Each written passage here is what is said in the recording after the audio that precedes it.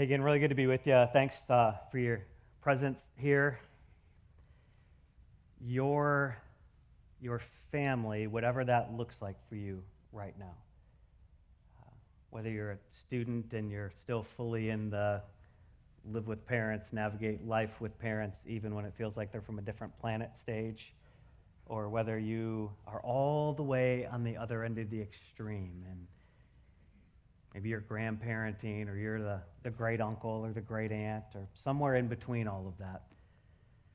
And regardless of what the condition of your family is, and regardless of what you feel like your place in your family is, and regardless of how unique your family expression is, some of you are college students, and your college friends have become like family the last 9 months, and you've shared meals together and made memories together, and that's this kind of unique, fresh expression of family in your season right now, regardless of where you are, regardless of the condition.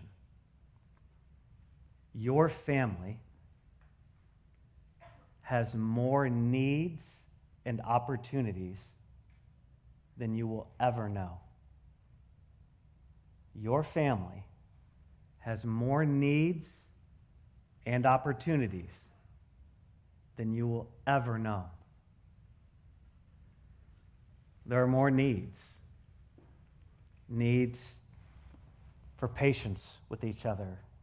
Needs for forgiveness. Financial needs. Health needs. Needs in times of transition. Needs to continually learn how to communicate as people in the family grow and change and age.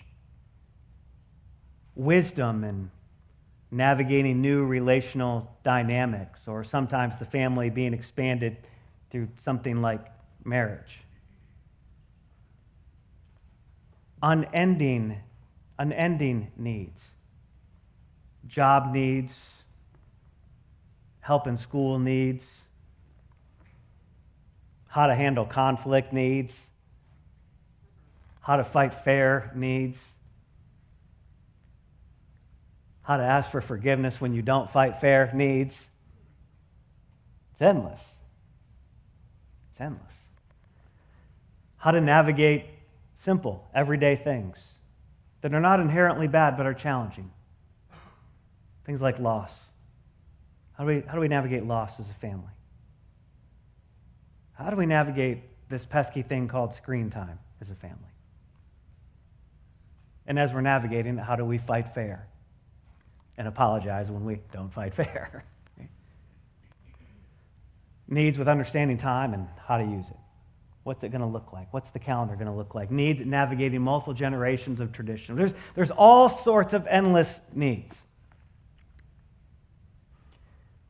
How to support each other in different phases and stretches. And is my support wanted, or is it not wanted? And at what level is it wanted? And how do I ask for support? How do I say no to support when the support is too much or not what I really want in this moment? There are all sorts of needs. And they'll keep coming. There's also all sorts of opportunities. There's more opportunities than you know in your family. Opportunities to make memories, opportunities to start new traditions, opportunities to grow, opportunities to laugh together, opportunities to be curious together, opportunities to be surprised by what's around the corner, opportunities to not just struggle with communication, but to actually become better at it. For some of you, it's the opportunity to make a complete change of family trajectory. You came from something that was rough and that was challenging and that was broken. And your opportunity was, or it continues to be, the opportunity to turn it. You're a turnaround generation. You're a turnaround generation. There's opportunities for impact and influence that only your family has. No other family has the exact opportunities your family has. No other family has the exact relational connections, the relational wirings, the relational influence, the spheres of influence. Your family has that. Your family has more needs and at the same time more opportunities than you will ever know. And just because that could feel marginally overwhelming and even discouraging, thank you, John, for inviting me to church today, but there is hope. Okay, there is hope. Because here's what's also true, is that your family, regardless of season, and regardless of how it is comprised in this moment in time, your family has more resources than you can possibly imagine.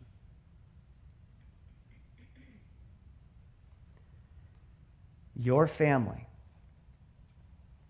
has more resources than you can possibly imagine to meet those needs and grab a hold of those opportunities, pull every drop of life possible from them.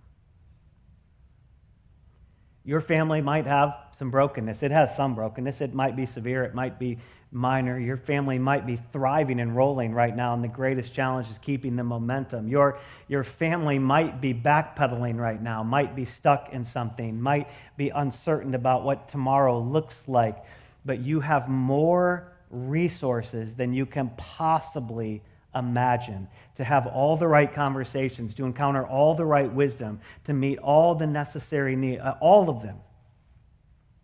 You have more resources than you can possibly imagine.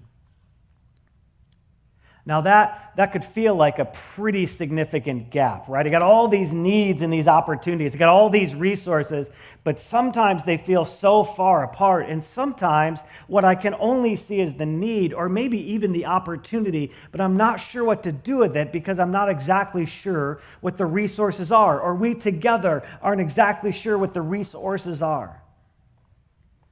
It can be a significant gap in that. And the question becomes, how do we close that gap? How can we shrink the distance between all of these needs and opportunities that are unending and these resources that are far beyond anything you could imagine?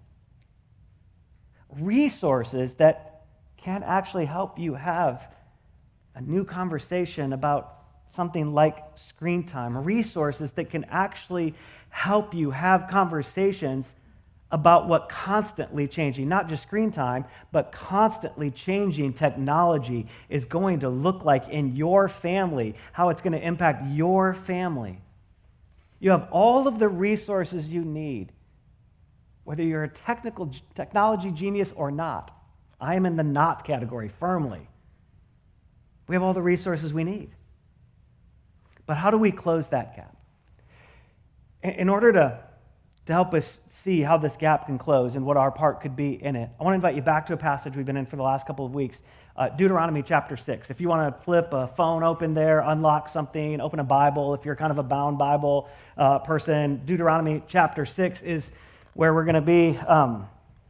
Yeah, thanks for bringing this chair. I like this chair. It's kind of tall, sturdy, like that one. Deuteronomy chapter 6 is where we're going to be. Moses having this leadership transition conversation, a guy named Joshua coming behind him. Moses is 120 years old, lots of life experience. Moses was born into like incredible prosperity, actually born into lack of prosperity, but then by God's favor only and rescue ends up as an infant in incredible prosperity. Lives in that for a little while, misuses his position, actually commits murder, goes on the run for a long time, ends up tending sheep on what's labeled the back of a desert, just in no man's land, has a dramatic encounter with God, and then his life course gets altered again. And for years, he's been leading the nation of Israel through the wilderness, trying to get them to this promised, flourishing, good land for them. But now he's 120, he's not going to make it into the promised land, and he's handing things off to a young guy named Joshua, and Moses has given some words of celebration about where they've been. Now he's going to give some words of counsel and then some words of caution. Deuteronomy chapter 6, we're going to start in verse 4. Verses 4 through 9 are part of what's called the Shema. There's a couple other passages from the Old Testament that come together to form this thing called the Shema, which is something the Israelite people would have said at least twice a day. Many of them would have said it 3 times a day, just so it would so deeply sink into their soul.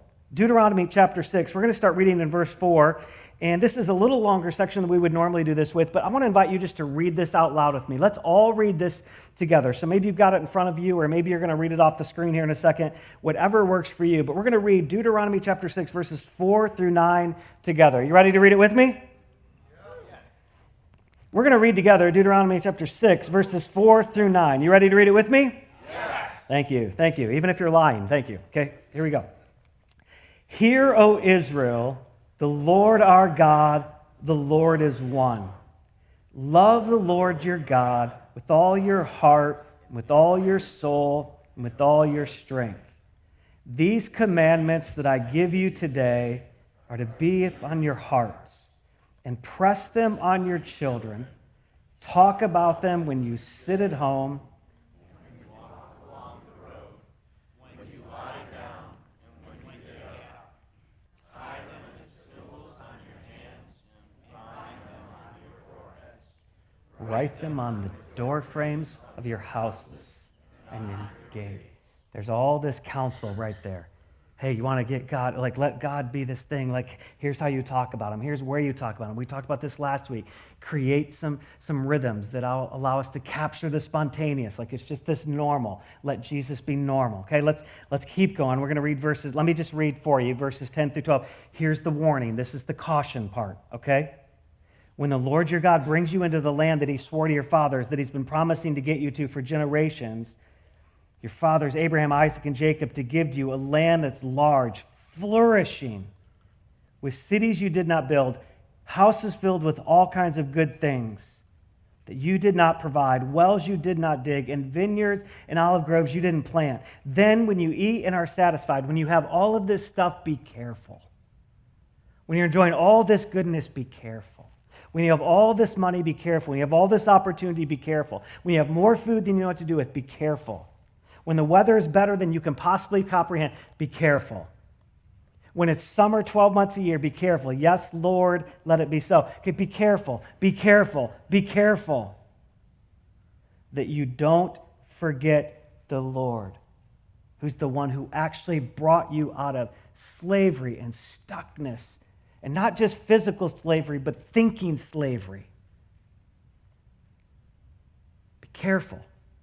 Not to forget. See, here's the deal. Every warning and every caution comes. Listen, every warning and every caution comes with needs and opportunities.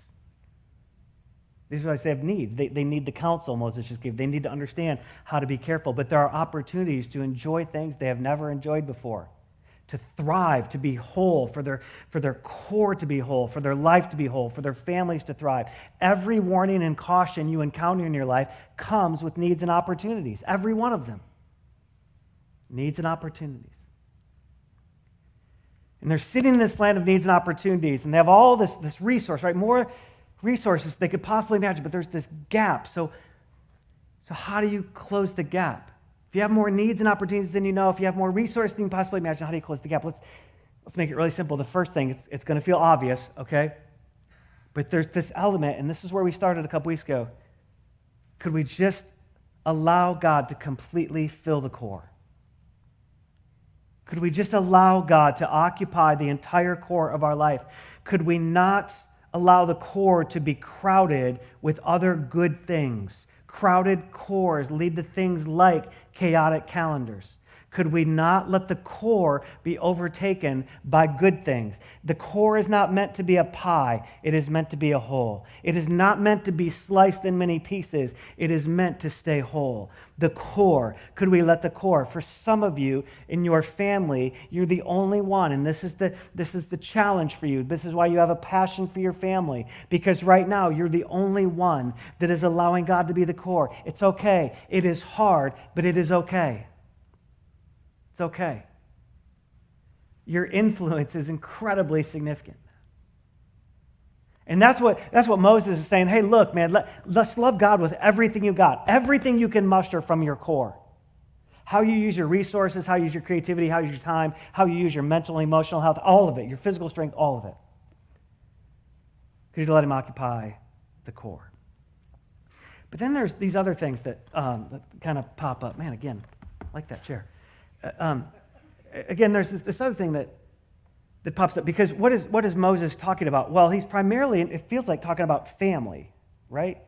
And so next to this God occupying the core, you have your family. And so we'll just visualize it maybe with 4. I mean, we live in West Michigan. Some of you, it's 10. I get it, right? Okay, it's big, right? But there's this family dynamic. And Moses is saying, hey, you've got these children, right? So here, let's let Jesus be normal with our children as we navigate. And that's great. It's great. But I want you just to, could we just insert ourselves into the story? Again, could you feel it? Could you feel Middle Eastern heat on a day? Could you hear the Jordan River rushing close by? Could you feel the anticipation of getting to a land that for generations your family has been talking about and anticipating? Could you hear the sound of Moses giving this caution and giving this counsel? Feel that for a minute. Feel kids pushed up against you and parents trying to potentially corral. But then realize, just let your eyes see that you are one person among thousands of people packed in hearing this. You are one family among thousands of families hearing this. Moses is talking to a nation. Moses is taught, long before presidents did fireside chats, Moses did riverside chats, okay? It's a whole nation in the hearing. They're picturing all that. And here's the thing, we've got our family, right? We've got this thing, and whatever your kind of nuclear family is, that's this thing. And again, for some of you, it's great, and for some of you, it's really hard, and for some of you, it's really broken, and for some of you, it's disintegrated. For some of you, you're cherishing it, and it's a new season where now this family, it's got kids and grandkids, it's got this whole dynamic, right? And some of you, you're just trying to survive it, whatever it is, But here's part of what Moses is saying when he's talking to a nation as a whole, when he's talking to all of us at once. He says, hey, don't get over-reliant on just your family. In fact, what I want to encourage you to do, he's basically saying, hey, look, you somewhere along the way, you've got to expand your circle. You got to expand your circle. There's got to be more than just you. He's not talking to one family. He's talking to a nation of families. And he's saying to the nation of families, look, we're in this thing together. We're in this thing together. And hey, Larry, Stevie's not your kid, but you got to know you got a chance to have an influence over there. He's not your kid. You shouldn't be trying to parent him and whatever, but you can have an influence. Hey, Sally, you get to be such an encouragement to Sarah while she's trying to parent and figure out young parenting and figure out schedules and figure out how to travel into a new land and what's a new land look like with an infant. And you get to be such an encouragement there. He's like, hey, look at the whole. Look at all of us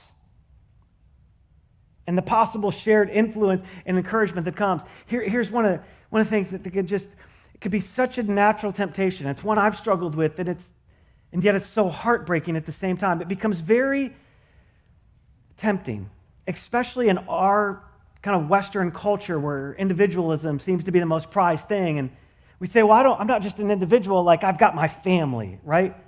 Sometimes we got just our 4, right? We got just our 5 or just our 6, whatever that is. That's all we need. And understanding the desire, we want to treasure it. Want to make the most of it. It's also remarkably deadly. It became most clear to me several years ago. I sat down with somebody who was about my age. We were kind of in our early 40s at that point, and they had just had a tragic loss in their family. Their spouse had passed away. They had young kids, never anticipated the moment. It was way tragic, way too early, right? And I remember sitting down and having this conversation with them, and them saying, John, could I just be honest about something? I'm like, yeah, shoot, let's go. And they said, our extended family and other people have rallied around us so well in this time of loss. But if I'm really honest, in the early days of people rallying, we didn't really know what to do with that. We didn't know how to be helped by it. We didn't know how to receive encouragement. We didn't know how. And so there were all these acts, but nothing reached our hearts. And they said, and the reason for that is because we had lived the last several years with just our 4 and no more. We don't need anybody else. We had all sorts of friends, and we had all sorts of memories made with people.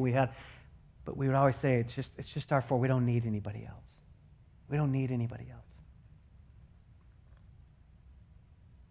And I can still see where we were sitting in my office and them looking across the room at me and just acknowledging and grieving the fact. Just say, man, we really missed it there. If I could go back and do any one thing, if we could all be together, God, we'd let some people in differently. We'd know we needed each other. We'd push our pride aside, and we'd push some of our family history aside. And it just struck me. Yeah. Moses didn't have to push against the same tendencies in that kind of culture. People were a little more community and collective in nature, but do you hear him saying, like, expand this circle? Not just, listen, and expand the circle is not just to have proximity. It's to share influence. It's not just to be near. Being near people is being near people. You can be near lots of people and not be with anybody. I was like, hey, no, like, let's engage this. Like, let's invest in one another. And when we realize, hey, we got to expand the circle. We got all these people around us. What do we do with them? Then there's this piece where we say, okay, let's evaluate the circle. Let's evaluate it. So let's talk about just evaluate it for a second. And man, again, thank you. Let's evaluate the circle a little bit. In sweeping terms, there's 3 kinds of relationships that you and I have and that our family can have. And one is where you are the primary receiver. Somebody else is the giver. Or some other family is the giver and you're the receiver. For a really long time, I've had lots of different people who have invested in my life, and I'm super grateful. One of my longest mentors now is 30-some years, probably. He's just been deeply impacting my life. And when that relationship started, it was completely a one-way street. I was always the receiver. He said something, I wrote it down. He said something, I tried to live it. All the time. He was the investor. We had these people, Eric and I did when we got married, we had a few people out in front of us who had lived marriage really well. Like, we kind of want to like that. Like, there's some qualities in there we want. And then when Erica was pregnant with the girls, and we found out it was twins, and after I almost passed out in the room where we found out it was twins and all those things, like one of my next moves was I started calling these dads that I really respected and I watched. And I especially started calling dads of girls, like, hey, just talk to me, right? It's all like I was the receiver. I didn't have anything to give other than some appreciation, right? I didn't have anything to get. Like, they were the counsel. We need some relationships like that. Friends, you and your family, whatever place you're at in your family, you need some people who primarily, it's okay, they're the giver, you're the receiver. There's nothing wrong with that. In fact, it's pretty healthy. We don't have time to go down this road, but the absence of it might be only because of your pride. That might have come across way too harsh. But it's just true, right? It's like we got to be open to that. Now listen, the older we get, the harder that gets. The field in front of us gets a little thinner. But listen, even people our age have pockets they're just more wise in. They just have a unique ability, or God's wired them to understand a part of something differently. And we can live with this learn and gain. There's a second kind of relationship where it's give and take. It's give and take. And these are in your friend groups and everything else. And long-term mentors become this a little bit, right? And so it's give and take. You give some things, they give some things. These are the people you're often laughing with and making memories with and you're capturing moments with, right? A lot of times it's similar seasons of life. It might not be exact, but it's close, right? It's in the same stratosphere. Here's the thing. For a lot of you who are followers of Jesus, there's a lot of these relationships who are with followers of Jesus. And the question has to become, on occasion, as we evaluate the relationships, the question has to become, do I have relationships with other followers of Jesus, or do I have relationships that are shaping how we walk with Jesus? You understand the difference? You can have relationships. You can be a Jesus follower and have all sorts of relationships with other Jesus followers that are having no impact on how we see and follow Jesus. We can have relationships with other people who say, I follow Jesus, I do the church thing, I do whatever, and all of our memories and all of our conversations are shaped by everything but Jesus. And so we're having relationships with our followers of Jesus, but we're not actually following Jesus together. And in the give and take, we want some of that, right? And I'm not saying, look, that every time you play Clue, you got to have a theological discussion. Just play Clue or whatever your game of choice is, right? But it's like, no, but look, are we talking about Jesus? Are we talking about how Jesus worked in our week? Are we talking about what Jesus did to show us something? Are we talking about what we're praying about? Are we talking about, look, could we let Jesus influence how we have parenting discussions and how we have discussions about how we're relating to our parents or our grandparents? What are we there? Are we willing? Like, let's evaluate the relationship. Some of say, look, there might be something left on the table. We might have answers. We might have Jesus-shaped answers to our problems, to our needs and opportunities, sitting in the people we're with if we would just have a Jesus-shaped conversation. See, you have more resources than you will ever know. And oftentimes, we've left the resource in the relationship because we haven't let the relationship actually be Jesus-shaped. We've just let it be Jesus-adjacent. There's a third kind of relationship where it's like you're the giver. You're the giver. That's what we all kind of want to be, right? Oh, I want to be the person with all the wisdom. Let me be the, okay, we're all trying to get there somewhere. And it's like, and you've got some of that, right? For some of you, this is these last two, you got a lot of relationships with people who don't yet know Jesus, and you're navigating those, and that's great, and they're giving you some things and skills and abilities, but you're bringing new levels of peace, and you're bringing a unique kind of love, and you're bringing a spirit-empowered conversation, whether they know it or not, right? It's great, but do you have some of those? And the question becomes, like, could we evaluate our circle, and do we have these three types of relationship? Do we have these three types of relationship?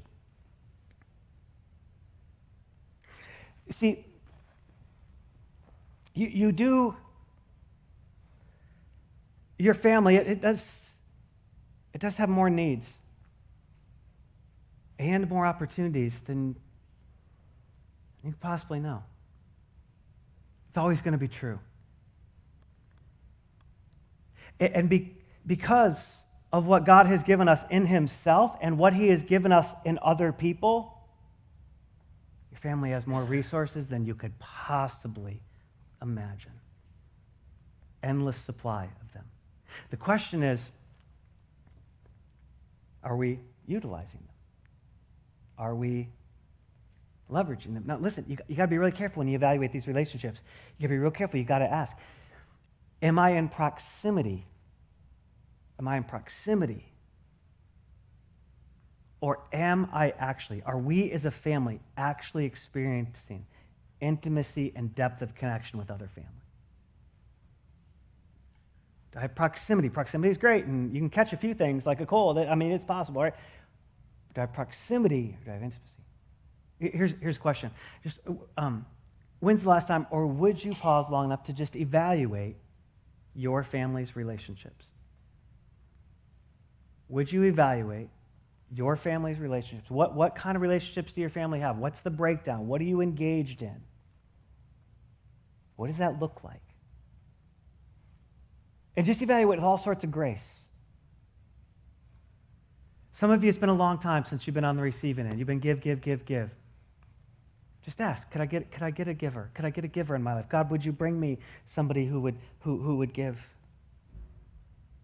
Some of your parents, can I just, like, sidebar? One of the greatest prayers you can pray for your kids is, God, please put Jesus-centered, spirit-filled people in the life of my kids, regardless of age and regardless of where they're at.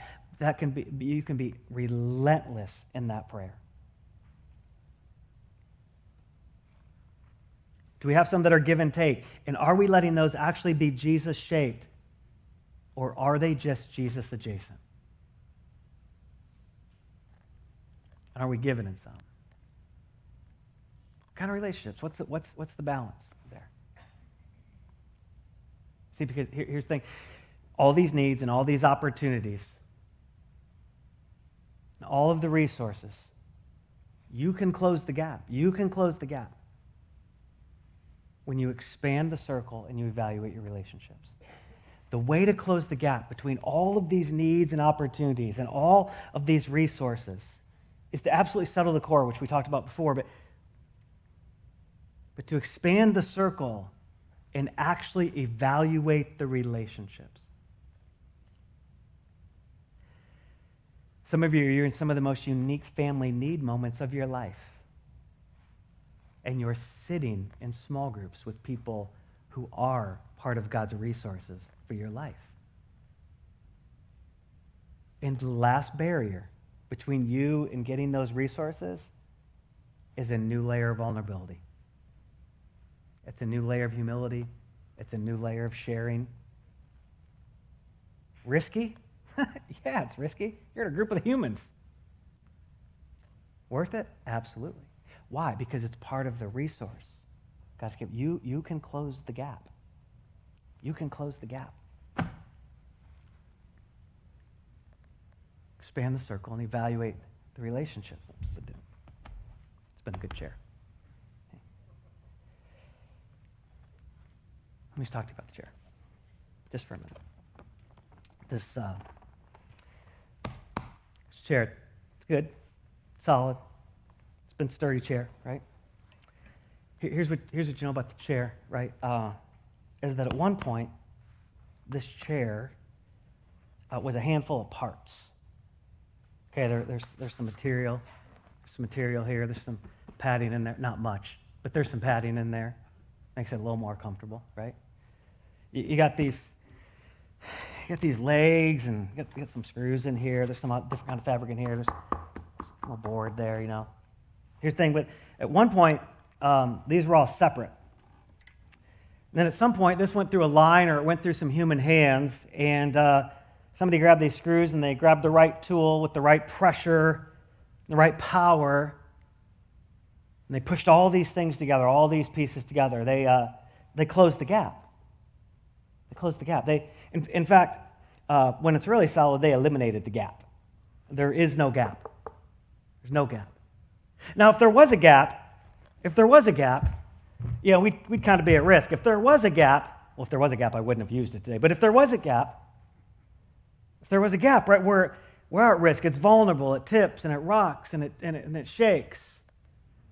Only one time in my life have I literally watched somebody sit in a seat and that thing break the moment they sat on it.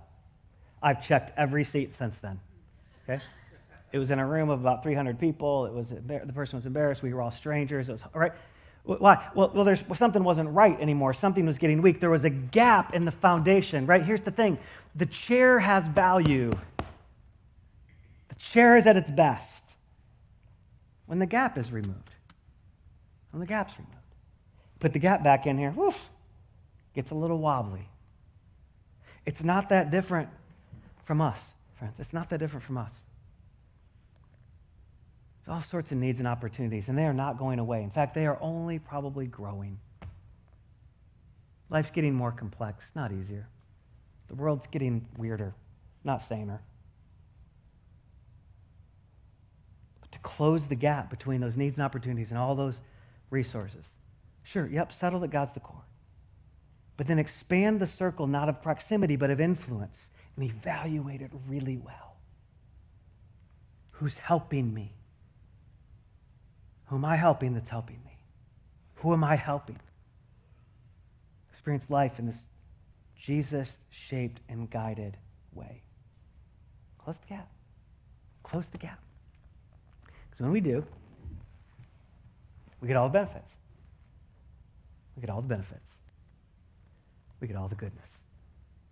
We get to live in the land that flourishes. It's a land where it still rains. It's a land where we still have work to do. It's a land where there's still countless temptations. But it's a land that's flourishing. Close the gap. Jesus, so grateful. I've thought about this so many times, how grateful I am. You took a group of people like these Hebrew people, and somehow you, by the inspiration of you, Holy Spirit, you captured so much of their life that can show us how to live with you. Thank you for your sovereignty and kindness in that. And as we navigate this thing of family and we try and figure out how do we handle things like very real, ongoing grief and some brokenness and conflict, how do we capture great moments, and what do we do with a million great opportunities?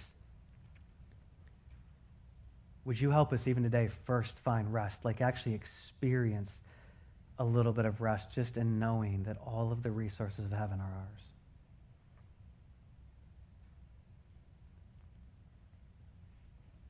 There's not a need we have that you don't see and you can't meet. There's not an opportunity we have that you didn't see coming and that you can't lead us in.